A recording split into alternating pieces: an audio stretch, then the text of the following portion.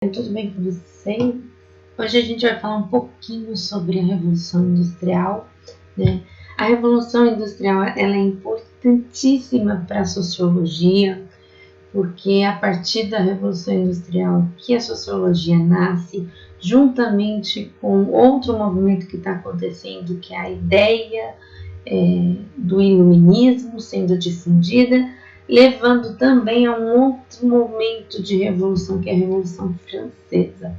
Tá? Então, a Revolução Industrial e o iluminismo como um todo vão proporcionar o nascimento da sociologia, tá? Através da Revolução Francesa.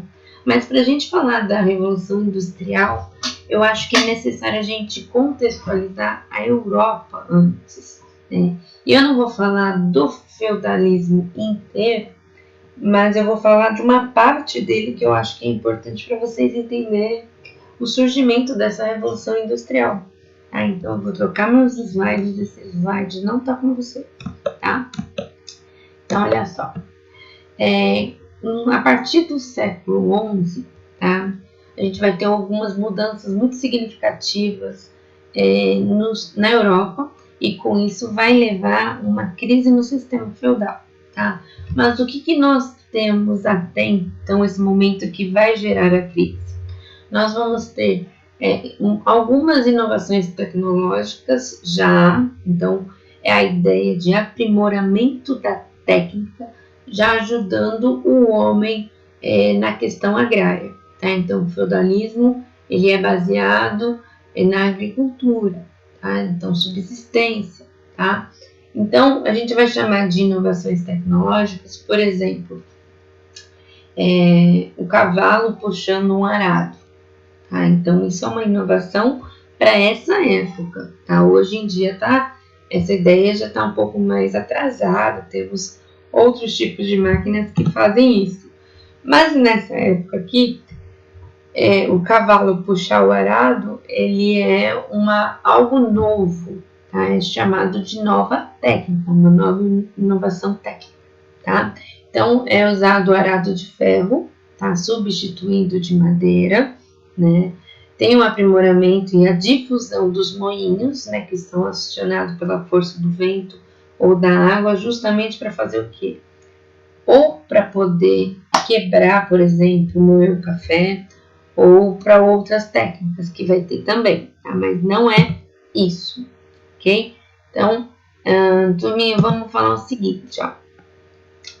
Algumas mudanças que vão acontecer na Europa. Então, essas mudanças elas vão causar o aumento da produção de alimento, e isso vai contribuir para o crescimento da população e também o surgimento do comércio, como a gente conhece hoje, mas em escala menor.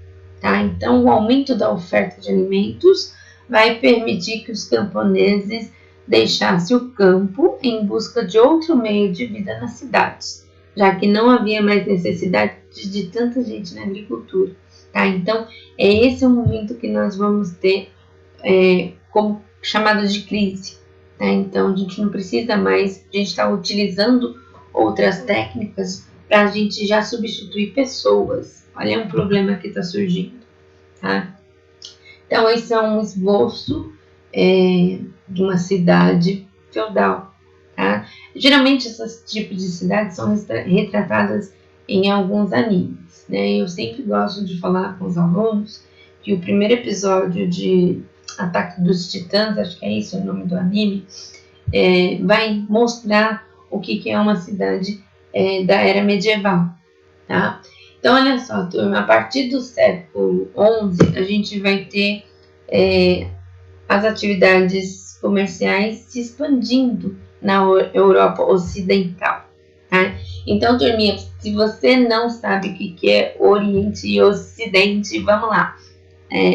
Vamos pegar esse mapa, essa localização aqui, essa Rosa dos Ventos aqui, esse norte aqui, tá? Turminha, quando a gente fala de Ocidente, a gente está falando dessa região aqui, tá? Então, ele é mais próximo da América.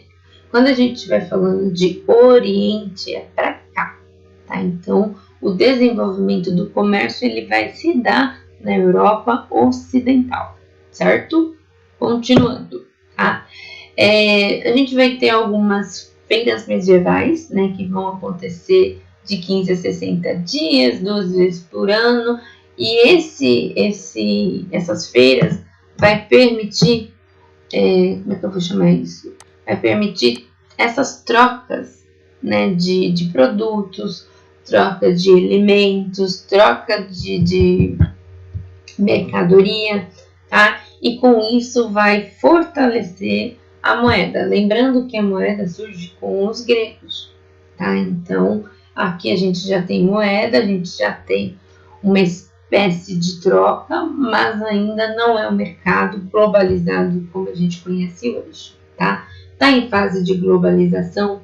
Sim, porque aqui a gente já está no século XV falando, tá? Então, século XV e século XVI é quando descobre as Américas, tá? Então, América do Norte, América do Sul, América Central, tá? Então, vai acontecer nesse momento, tá? Então, o comércio ele vai estar se fortalecendo, a globalização, o mercantilismo está acontecendo, tá? Então, olha só, turminha, falei das feiras, corporações de ofícios, né? Então, as cidades medievais, a pessoa só podia trabalhar se ela pertencesse a alguma corporação de ofício, né? Então, é uma associação de profissionais com o mesmo ramo de atividade. Então, se você é costureiro, costureira, você trabalha num lugar que só tem costureiros, tá? Por que eu estou dizendo isso? Porque no futuro isso não vai ser tão pacífico, né, essa mudança, tá? Então, olha só, do mesmo jeito que a gente tem essas corporações de ofício surgindo, o dinheiro se movimentando, nós vamos ter o descobrimento das Américas e, com isso, extração de recursos minerais, recursos para a gente utilizar na Europa. Então, a Europa está enriquecendo ainda mais. A gente vai ter a formação da burguesia.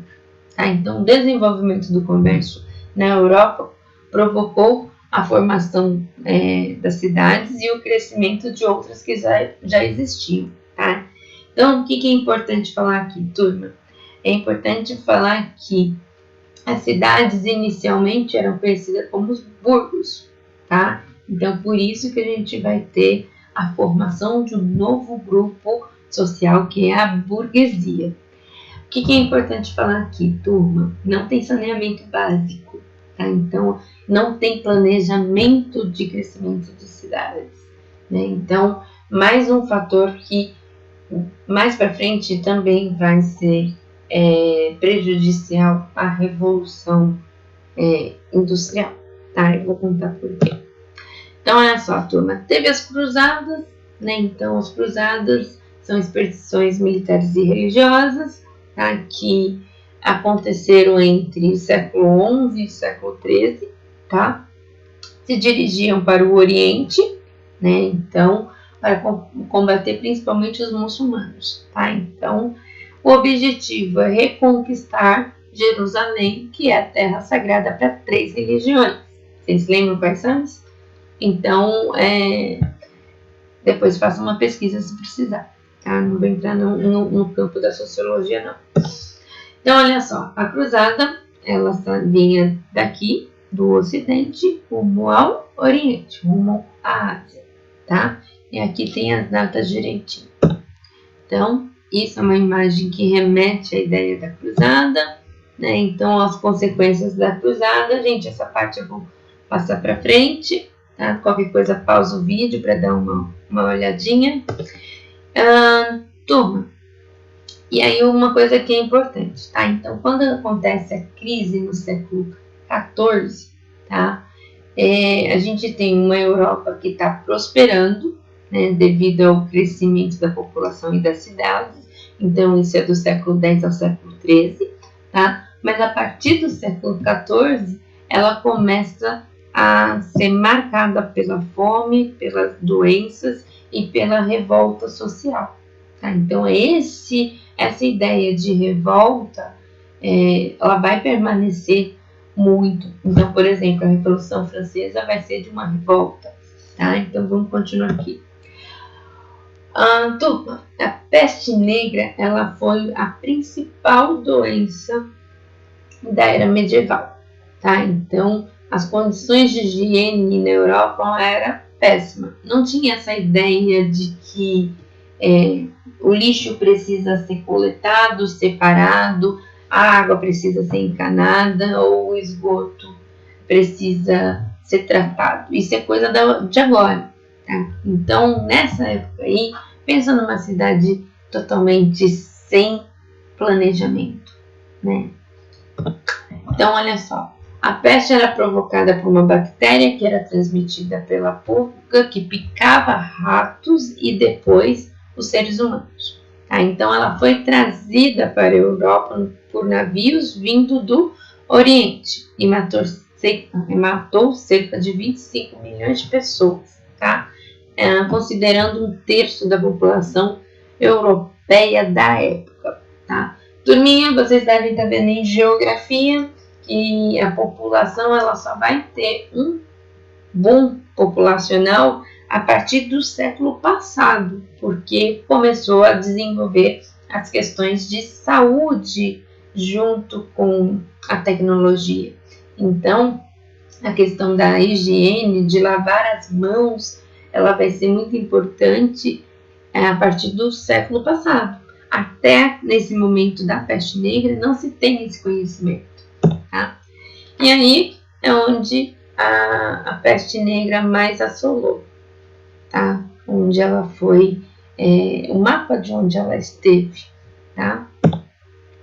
Então, também teve a Guerra de 100 Anos. Gente, essa Guerra de 100 Anos, ela é importante quando a gente está estudando a Revolução Francesa, porque o Luís XV, ele perdeu a guerra, né? Então, entre a França e a Inglaterra, tá? Então, essa guerra, ela é uma motivação política, né? E, turma, quando começa a Revolução Francesa, ela é com Luís XVI, que era o herdeiro de Luís XV. E o que ele vai fazer? Como os Estados Unidos era colônia da Inglaterra, né? Então a França vai investir muito dinheiro para ajudar os Estados Unidos a se tornar independente da sua principal rival, entendeu? É onde o povo na França vai passar fome e a monarquia não vai aguentar, o povo vai fazer revolução. Tá? Então, essa Guerra dos 100 Anos, ela é um dos fatores que vai motivar a Revolução Francesa, tá? Então, é em consequência desse conflito, tá? Nesse momento aqui, a Inglaterra sai campeã, ok? Então, a Guerra dos 100 Anos tem a participação da Joana d'Arc, não vou falar aqui, ok? E as revoltas camponesas, né? Desculpa. Então, olha só. Lembra que eu falei que a condição de vida era precária? Tá? Então, vai ficar pior depois aquelas pessoas que vão sobreviver à peste. Tá? Então, ainda vai continuar pior. Né? Então, os nobres, eles vão congelar salário, tá? E eles vão aumentar o valor das prestações de serviço. Lembra lá que a gente está falando do feudo, do burgo, da vassalagem, né? Suzerania, vassalagem, comitato, benefício, tá? Então, essa ideia aqui, tá? A gente está falando, então, de precarização da vida, tá? Algo parecido está acontecendo hoje em dia, tá? Então, isso vai provocar algumas insurreições camponesas, ok? Então, a revolta camponesa, tá? Turma, essas revoltas, ela vai provocar algumas mudanças, tá? Então, Clero, ele perde parte dos seus poderes, pois ele estava menos ligado à aristocracia, tá? A nobreza, ela vai perder parte da sua terra, então o seu poder vai diminuir, ok? Os camponeses, eles vão se livrar da servidão, tá? E a burguesia ela vai se fortalecer e vai influenciar cada vez mais o governo das cidades e da administração real, tá? Turma, com isso a gente vai ter os burgueses se ascendendo, né? Não é de acender a luz, é de ascender, de subir na vida, de crescer, tá? Então, eles vão lucrar com as inflações, né? Então, seus produtos vão estar em alta, os salários, os aluguéis, os arrendamentos, eles vão ter um valor reduzido, né? Muitas famílias de burgueses vão enriquecer, enquanto os mais pobres vão ficar mais pobres. A ideia é de decadência do pobre, tá? Então as famílias, o que acontece? Muitos dos burgueses, eles se casaram com filhas de famílias de nobre, tá? Para poder melhorar sua condição, tá? Turminha, a gente vai ter aqui a ascensão da burguesia, que é lenta, mas é irreversível, e a decadência da nobreza, tá? Então, isso vai acontecer, tá? Então, isso daqui é uma representação da burguesia da época, retratada também em algumas séries de época, ok? E com isso, eu vou trocar de slide.